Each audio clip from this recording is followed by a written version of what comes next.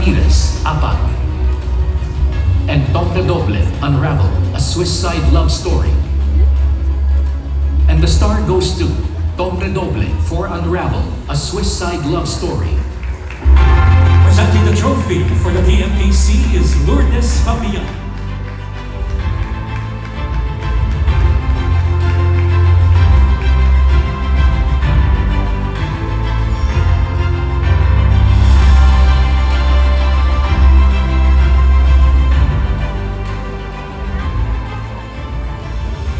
Magandang gabi po sa inyo lahat. Ako po si RC De Los Reyes, Director ng Unravel.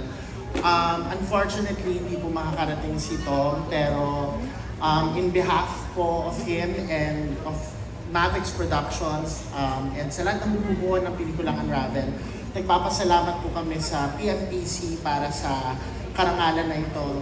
So maraming salamat.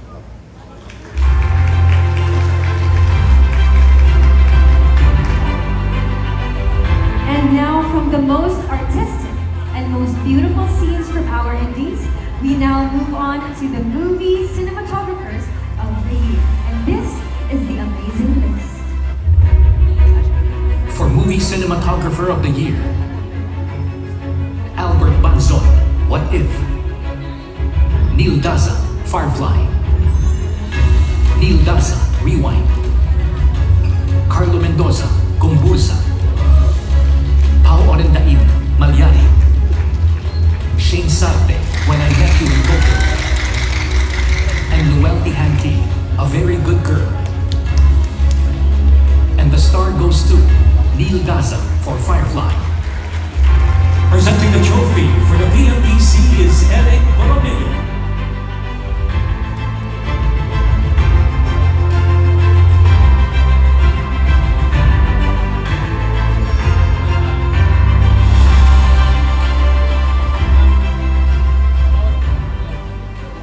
Magandang gabi po. Si Direk Neil po ay nasa Zamboanga ngayon for a shoot. Nais po niya magpasalamat sa PMPC, GMA Pictures and GMA Public Affairs, sa kanilang CAMDEP, Arian David, Elmer and Sunny, sa bumubuo ng Firefly, aming actor Ewan and Isabel na nandito. And I'd like to share from one of Direk Neil's interviews about Firefly cinematography. 95% of Firefly was shot using natural light. Managing to achieve consistent lighting continuity in films, especially in equatorial regions like the Philippines, is quite a daunting task. Every shooting day from Baseco to Sorsogon became a challenge to chase the right sunlight and what's left of it by 6 p.m. But Zig Dulay's vision carried us through to come up with a heartwarming film about a mother's love and bravery. Muli maraming salamat PMPC at mabuhay ang pelikulang Pilipino.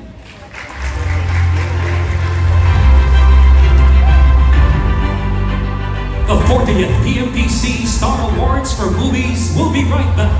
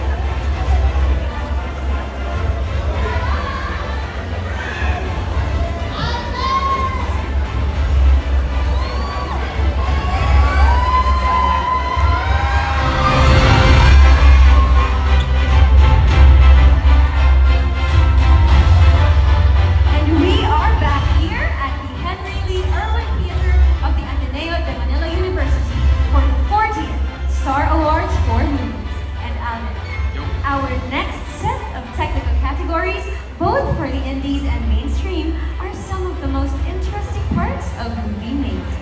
Tama ka dyan, Bianx. Kasi kumbaga sa ating mga artista, yan ang parang glam team ng pelikula, di ba? So, kasi they designed the entire look of the film, pati na rin ang tamang pagkakasunod-sunod ng mga eksena. Lalo na when you look at the movies of 2023.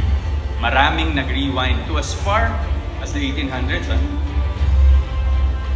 So we begin the segment with the awards for the Best Editors of the Year. Here are the outstanding indie movie editors.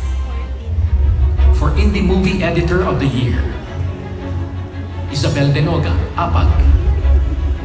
Vanessa Ubas de Leon, In His Mother's Eyes. Janelle Gutierrez, Ang Duyan ng Magiting. Gilbert Obispo, Litrato. Zilla of Lola and Mark Leona, Tierra. Benjamin Tolentino, Itimapukpukaw. And Noah Tonga, Monday First Screening. And the star goes to Gilbert Obispo for Litrato. Presenting the trophy for the PMPC is Tammy Basi.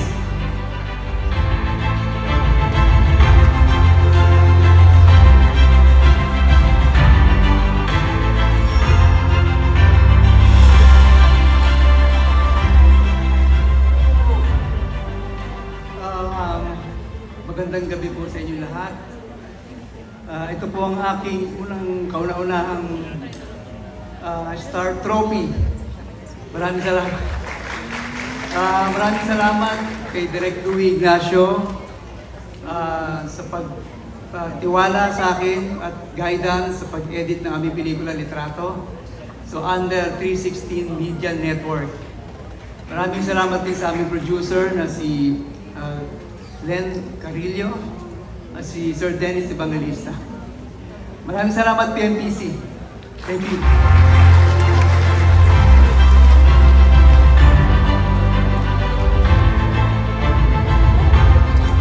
We now move on to the exciting list of movie editors of the year. For Movie Editor of the Year, Benjo Ferrer, Firefly. Froilan Francia, When I Met You in Tokyo. Maria Ignacio, Rewind. Benjamin Tolentino, Gombuza. Noah Tonga, Malyari.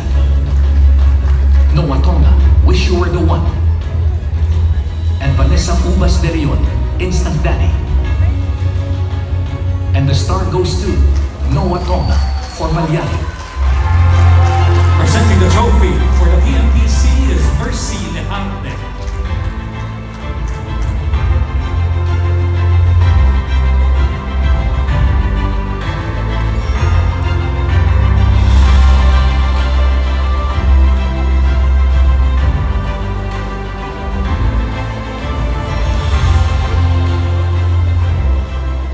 Good evening everyone po. Thank you so much po sa PMPC Star Award sa pagkilala po sa aming pelikula sa larangan po ng editing. And I'd like to share this award to my co-editor, Nelson Villamayor, to our editing team and the post-production team of Malyari, Terminal 6 and Film Post Studios. Gusto ko rin po pasalamatan ng aming producer, Sir Brian Diamante, ang Mentor Productions, Clever Minds, Nay Omar, Miss Acris, and thank you din po kay Derek Cabrido po. Maraming salamat po sa nanood at sumuporta po sa Malyari. Thank you.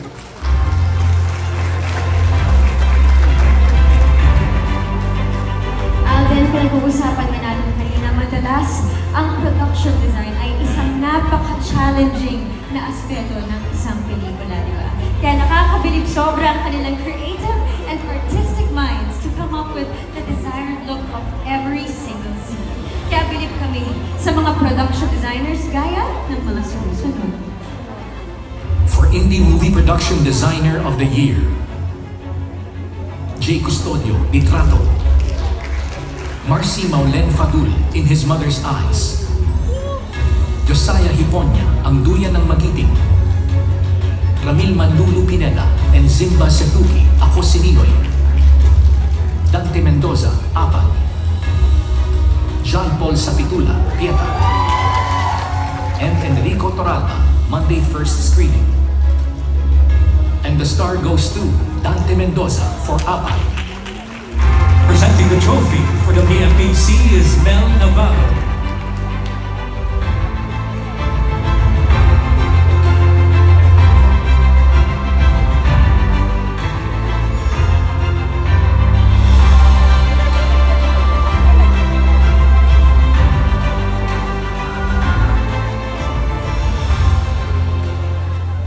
Paumahin po, hindi po makakarating si Direk Dante Mendoza. Pero maraming salamat po sa PMPC Star Awards. Nais ko rin po pasalamatan ang mga mahuhusay naming artista. Pinag-uunahan po ni Direk Coco Martin, Senator Lito Lapid, Miss Gladys Reyes na ngayong gabi nandiyan po. At sa nag-iisang Tita Jane, na kilala natin lahat, si Miss Jacqueline Jose. Maraming salamat po. Sa Art Department po, kay Mark Robles, Raymond, Paulo, Ken Mark at Alice. Sa aming producers, Miss Chris Mapahaklang, Pahardo, at sa buong Center Stage Production Family. Muli, magandang gabi at mabuhay po ang PMPC Star Awards.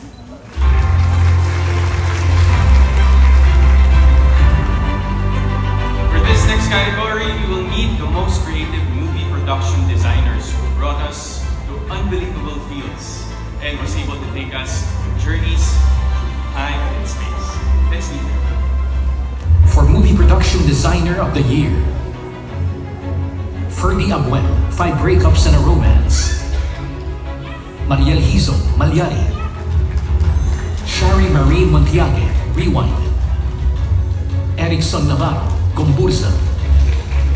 Buboy Tagala and Ray Caru, When I Met You in Tokyo. Elfren Viva, Family of Two. And Kenneth Kevin Villanueva, Firefly. And the star goes to Erickson Navarro for Gombursa. Presenting the trophy for the PMPC is Evelyn Dion.